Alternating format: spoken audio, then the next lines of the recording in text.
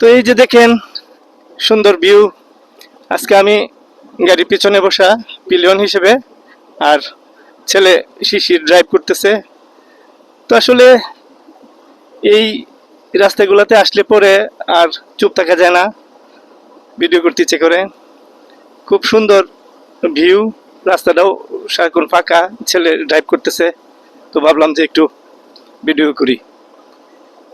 অনেক সুন্দর এলাকা, আর ছেলেই গাড়ি চালাইতেছে।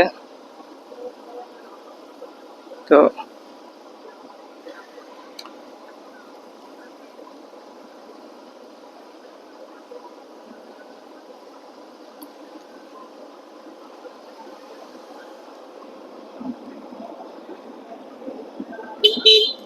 পাশে লেক, সুন্দর ভিউ।